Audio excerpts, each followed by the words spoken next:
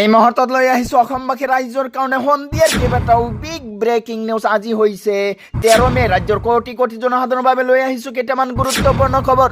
দ্বিতীয়বাৰৰ বাবে মুখ্যমন্ত্ৰী হিচাপে শপত গ্ৰহণ কৰিলে ডক্টৰ হিমন্ত বিশ্ব শৰ্মা। শপত লৈ কাইলৈ প্ৰথমখন কেবিনেট বৈঠক আৰু প্ৰথমখন কেবিনেট বৈঠকত ল'ব পাৰে এই 10টা ডাঙৰ সিদ্ধান্ত। প্ৰথমখন বৈঠকতে ৰাজ্যবাসীলৈ আহিব পাৰে 10টা ডাঙৰ খবৰ। কাইলৈ দ্বিতীয়টো কাৰ্যকালৰ প্ৰথমটো কেবিনেট বৈঠক আয়োজন। ৰেচন কাৰ্ডত আপোনাৰ কোনো সদস্যৰ নাম উঠা নাই নেকি? নতুনকৈ অন্তৰ্ভুক্ত কৰিব পাৰিব সদস্যৰ নাম। কিদৰে অন্তৰ্ভুক্ত কৰিব নতুন সদস্যৰ নাম? সমগ্ৰ প্ৰক্ৰিয়া লৈ আহিছোঁ আজিৰ ভিডিঅ'ত। চাই লওক সমগ্ৰ প্ৰক্ৰিয়া। লগতে কেইটামান ৰাজনৈতিক আৰু অৰাজনৈতিক খবৰ যুগত কৰা হৈছে আজিৰ দিনটোত। গতিকে এনেবোৰ খবৰ নিত পাই থাকিবলৈ চেনেলটো ছাবস্ক্ৰাইব কৰি ভিডিঅ'টোত এটা লাইক কৰিবলৈ নাপাহৰিব। হয় বন্ধু বান্ধৱীসকল, আজি আমাৰ প্ৰথমটো খবৰ খুবেই গুৰুত্বপূৰ্ণ খবৰ। লগতে অসমবাসী ৰাইজৰ কাৰণে এটা ডাঙৰ খবৰ। দ্বিতীয়বাৰৰ বাবে মুখ্যমন্ত্ৰী হিচাপে শপত লৈ একশ্যন মণ্ডত হিমন্ত বিশ্ব শৰ্মা। কাইলৈ দ্বিতীয়টো কাৰ্যকালৰ প্ৰথমটো কেবিনেট বৈঠক আয়োজন। প্ৰথমখন বৈঠকতে ৰাজ্যবাসীৰ বাবে আহিব পাৰে 10টা ডাঙৰ খবৰ। অবৈধ বাংলাদেশীক উচ্ছেদৰ বাবে হাতত ল'ব পাৰে কঠোৰ ব্যৱস্থা। চাহ শ্ৰমিকৰ মজুৰি বৃদ্ধিক লৈ আহিব পাৰে ভাল খবৰ। প্ৰথমখন বৈঠকতে 500 টকালৈ বৃদ্ধি পাব পাৰে চাহ শ্ৰমিকৰ মজুৰি। 10 লাখ যুৱক যুৱতীক 5 লাখ টকাৰ আৰ্থিক সাহায্যক লৈও ল'ব পাৰে সিদ্ধান্ত। তাৎক্ষণিকভাৱে UCC বলবৎৰ দিন বাৰ ঘোষণা কৰিব পাৰে কেবিনেটে। 15 লাখ লোকক পকীঘৰ প্ৰদানৰ ক্ষেত্ৰতো আহিব পাৰে ভাল খবৰ।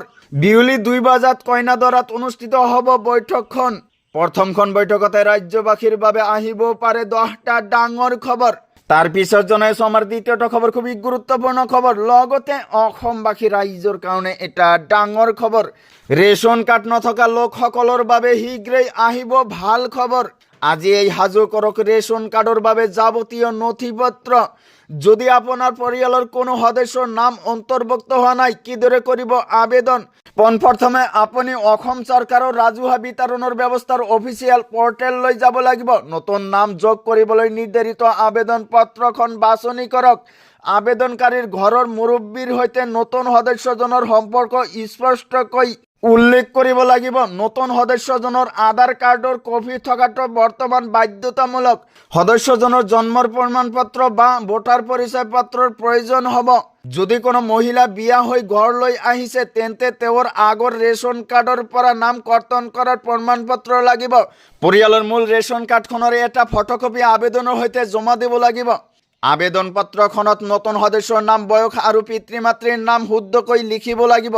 পৰিয়ালৰ মুৰব্বীৰ শেহতীয়া পাছপোৰ্ট সাইজৰ ফটো এখনৰ প্ৰয়োজন হ'ব। সকলো নথিপত্ৰ শুদ্ধকৈ সংলগ্ন কৰি আপুনি ওচৰৰ যোগান বিভাগৰ কাৰ্যালয়ত জমা দিব পাৰে। অনলাইন যোগে আপুনি ওচৰৰ CSCত গৈ কৰিব পাৰিব আবেদন। সংশ্লিষ্ট বিভাগীয় বিষয়াৰ দ্বাৰা আপোনাৰ নথিপত্ৰসমূহ পৰীক্ষা কৰা হ'ব। সকলো তথ্য সঠিক থাকিলে অতি কম দিনৰ ভিতৰতে নতুন সদস্যৰ নাম কাৰ্ডখনত অন্তৰ্ভুক্ত হ'ব।